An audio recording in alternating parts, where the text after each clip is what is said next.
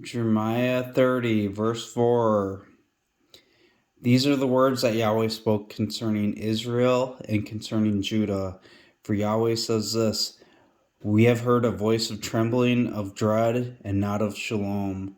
Ask now and see whether a man can give birth to children. Why do we see every strong man with his hands on his loins like a woman giving birth, and all faces turn to paler? It's kind of like those guys that are, think they can give birth. But there's another layer to this.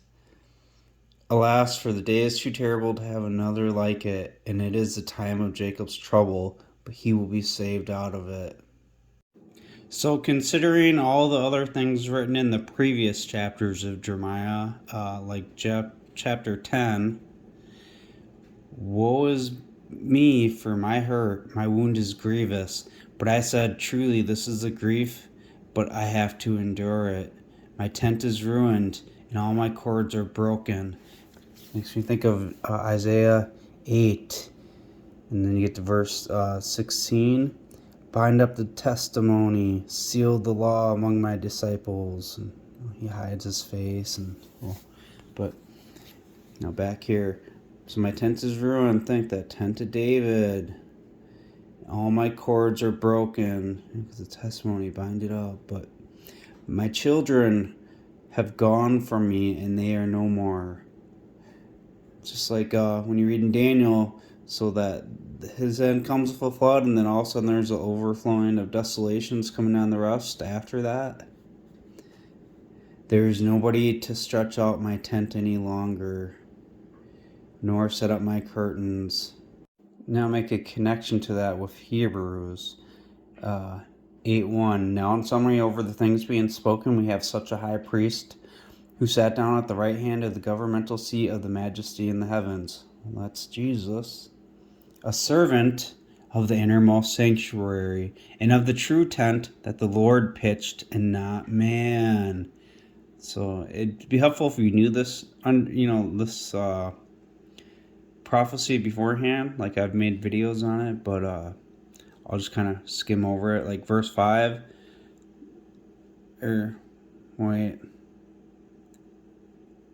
Yeah, so those priests, they offer gifts in accordance with the law, who serve, verse 5, a representation and a shadow of heavenly things, as Moses was divinely instructed when being about to construct the tabernacle. For he said, make everything in agreement with the pattern shown to you. So he's telling you that these things made, they're a shadow and a representation of heavenly things.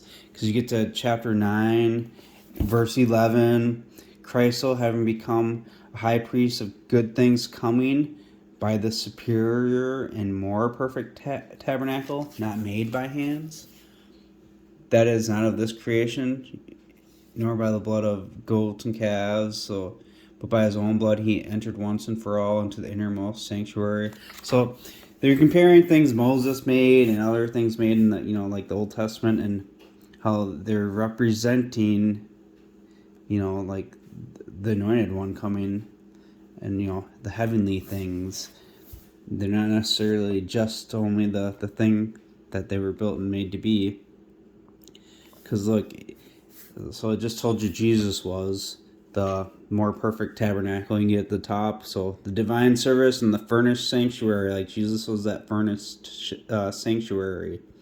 For the first tabernacle was constructed, and which were both the lampstand and the table. Remember, Jesus is the light of the world, and you could say they ate them. They used that table because you see little references of eating in the Bible where it's talking about like killing, like in Revelation 19, eat on much flesh. And it's not literally eating them, but in the setting out of loaves, which is called the sanctuary. Jesus is that bread. You get it? Now after that came a second veil, and these veils, that's curtains. Came a tabernacle called the innermost sanctuary. Jesus, that one sitting at the right hand in the heavens, a servant of the innermost sanctuary of the true tent that the Lord pitched, not man. The tent and curtains. having the golden censer and the ark of the covenant, and every part with overlaid with gold, in which there was a golden pot holding the manna. So yeah, and interesting enough, if you get to chapter 6.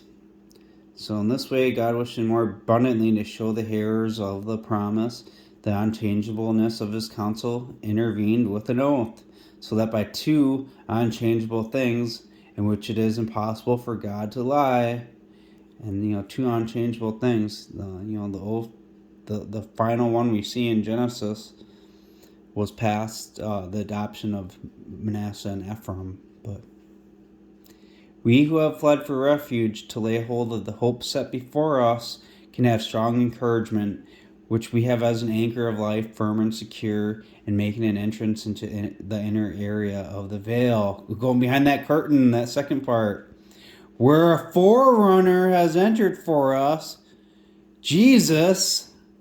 The forerunners, that's the one that comes first, because there's another one. Because he's going in that curtain to that second one. Numbers 24, and more connection with those tents and tabernacles. So the oracle of Balaam, the son of Beor, the oracle of the man whose eyes have been opened. So this is the one who it's about, the oracle of the man whose eyes have been opened. The oracle of the one hearing the words of El, who sees the vision of Shaddai. Fallen down, yet with eyes open. How beautiful are your tents, Jacob. Oh, it's not more than one tent, huh? And glorious your tabernacle, Israel. Is he speaking of the tabernacle, the oracle of the man whose eyes have been opened? So, like gardens by the riverside, like trees of allure that Yahweh has planted, like cedar trees beside waters. Trees are planted in clay. You got the Manasseh and Ephraim. There's the two tents. And he will pour water out of his buckets. Out of his belly will flow living waters. He can be killed. And his seed will be in many waters, and his king will be higher than Agag, and his kingdom will be exalted. El brought him out of Egypt. He has, as it were, the strength of a wild ox. He will devour the nations who are his enemies. He will break their bones and pierce through with his arrows. So look, he's going to crouch down like a lion. Who will rouse him? Well, that wild ox that goes to Deuteronomy 33, 13 through 17 prophecy. Amos 9:11, in that day I will raise up the tabernacle of David that has fallen, and I will build up its damages, and I will raise its ruins, and I will build it up as the days of old. It's like he's done it before, as the days of old. Go back to Amos 6, verse 5. Who break out in song to the sound of a flute, inventing for yourselves instruments of song like David. So I want you to think of the promises. Who drink wine in bowls and anoint yourself with the best of ointments, but do not afflict yourself for the ruin of Joseph. The ruin of Joseph, and you see a ruin of David, raise up its ruins. Because when you see Joseph, you know Manasseh and Ephraim. They're making that connection with Joseph and David. So back in Jeremiah 10, you see all the connections. The wound is grievous. He has to endure it. The tent is ruined. The cords binding up the testimony. If I would have read more into Hebrews 9, it talks about testators, but in connection with the tent. And look, my children have gone from me, and they are no more. There is nobody to stretch out my tent any longer, because the tent is ruined. But remember, Jesus, the one sitting in the right hand in the heavens at the governmental seat, a servant of the innermost sanctuary. It's a tent that the Lord pitched and not man. It's that innermost sanctuary behind the curtains. No one to set up my curtains. It's like they busted in there, knocked down the curtains, killed the man, the innermost sanctuary, bringing down the tent. There was nobody stretched it out any longer. Had to wait 3 days for Jesus to pitch the tent. Even in John 6, Jesus said he would raise him up. For the shepherds have become brutish and have not looked for Yahweh. Therefore they will not prosper, and all their flocks will be scattered. Hear now, the voice of rumor has come in a mighty commotion out of the north country to make the towns of Judah a desolation and a den of jackals. Think like Matthew 24 talks about rumors of war, but out of the north country, Judah is the southern kingdom, the northern had the Israelites, and he talked about the end of the age, and there's where the carcass is, there the eagle will be assembled, because Jeremiah 48:40, he will fly like an eagle and spread his wings over Moab. But go up to chapter 14. So here we are.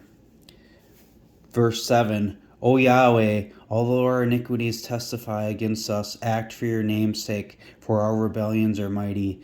We have sinned against you, O Mikvah Israel, that's hope of Israel, her Savior in a time of trouble. That time of trouble, just like we read in Jeremiah 30, is the time of Jacob's trouble. Why should you be like a foreigner in the land, like a wayfaring man, turning aside to stay for a night? Why should you be like a man who is astonished, like a mighty man unable to save? Although you, Yahweh, are in the midst of us and we are called by your name, do not leave us. Talking about his sanctuary being in the midst of you guys. Now, a mighty man astonished. If you go to Jeremiah 19 for an example, so you see, at the valley of the son of Hinnom, but the valley of the slaughter is going to be called. So I will make void the counsel of Judah and Jerusalem in this place, and I will cause them to fall by the sword before their enemies, and by the hands of those who look for their lives. Who are those that look for their lives? The Israelites are the ones that are searching and praying to Yah, and so they're looking for their lives. And their carcasses I will give to be food for the birds of the skies. And think to Jeremiah 3, it says Judah only turns with falsehood. Therefore, turn to the north, to submit backsliding Israel. They'll give their carcasses to be food for the birds of the skies and the animals of the land, and I will make the city desolate and a hissing. Snakes, serpents, how can you escape the valley of Hinnom? Jesus said in Matthew 23. Everyone who passes by there will be astonished, and they, speaking of Judah, will hiss because of all its plagues. So the people that are going to see it, they're going to be astonished because of all the death. So do you see that in the old Mikvah Israel, her Savior in a time of trouble? Why should be like a foreigner in the land, like a wayfaring man turning aside to stay for a night? Why should you be like a man who is astonished? He's going to be killed, like a mighty man unable to save because he's dead. So even though he's in the midst of us, so look, Jeremiah 17, with that Mikvah Israel again, look, so a throne glorious and high from the beginning is the place of our sanctuary. Look, Jesus is up at the right hand of the Father in heavens at the governmental seat.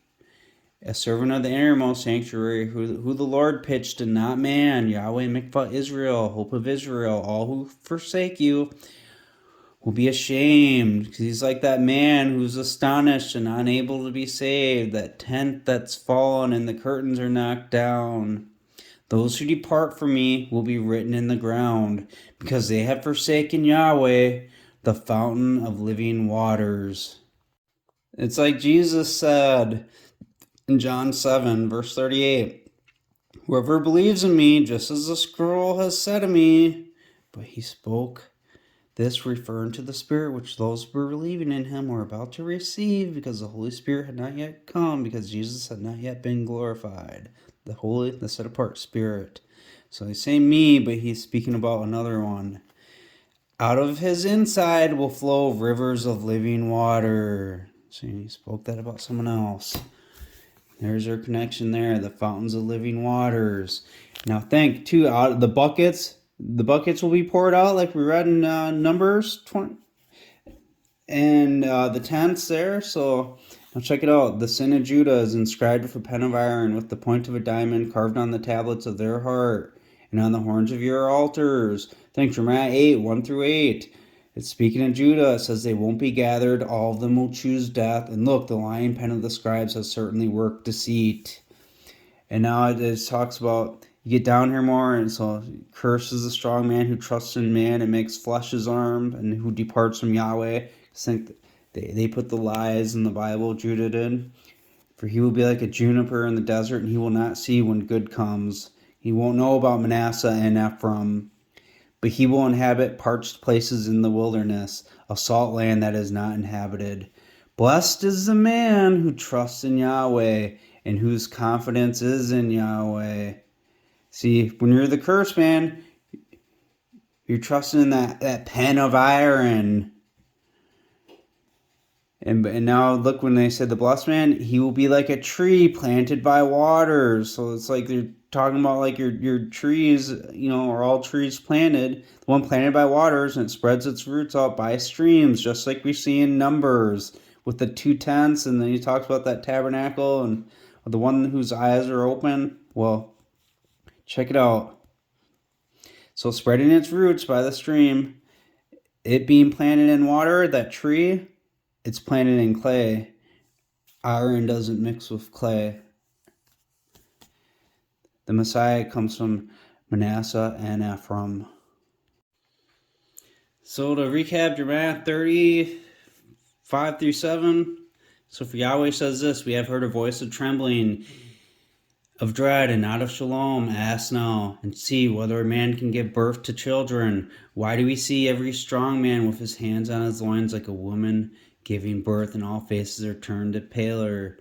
See, a man, can he give birth to a child? Absolutely not.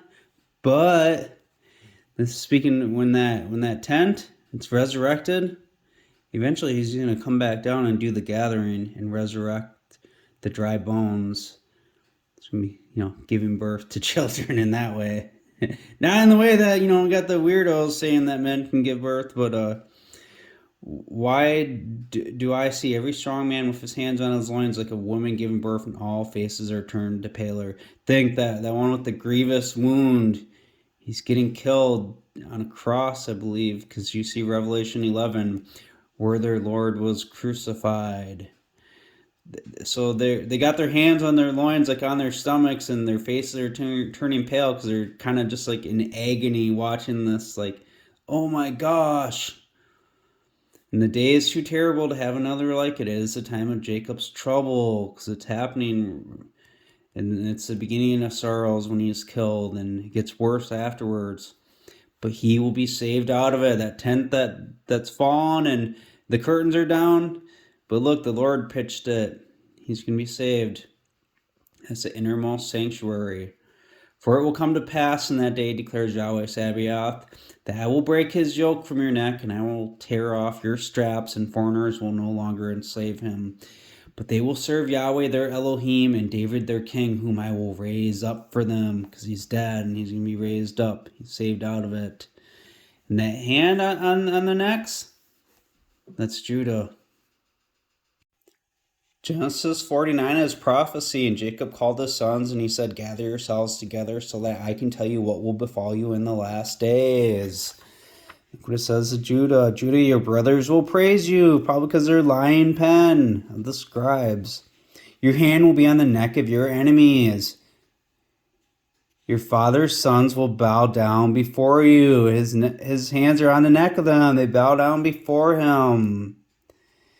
He's like a lion's whelp he's going to be killing. From the prey, my son, you have risen. He stoops down, crouching like a lion, and like a lion, who can rouse him? Speaking of the one that Judah is going to kill. Even like Paul said in 2 Thessalonians 2:14-16, maybe, it might even be 1 Thessalonians, but, he says that Judah, they killed the Christ and all that, but the scepter will not depart from Judah, nor a lawgiver from between his feet, until Shiloh comes, and the obedience of the people will be towards him. And look, Joseph is a fruitful bull. He gets all these blessings from the hands of the mighty one of Jacob, from the shepherd, the stone of Israel, the Rahah, the shepherd, the Eben is the stone of Israel. He's got all these blessings. The blessings are above the blessings of the progenitors to the furthest boundaries of the age-old hills. They will be on the head of Joseph, and on the crown of the head of him who was separated from his brothers. See, Judah's prophecy matches up with Esau's. So, and he cried. Esau cried and wept, and his father answered, and he said to him, "See, his father is going to give him a blessing too." Here in Genesis 27. See now, away from the fertility of the ground will be your dwelling, and away from the dew of the skies above. And by the sword you will live, and your brother will serve. And it will come to pass when you fight that you will break his yoke from your neck. See, his brother had his hands on his neck, but then Esau broke it at this point and got his hands on his neck. And it's to be that way until the return of until Shiloh comes.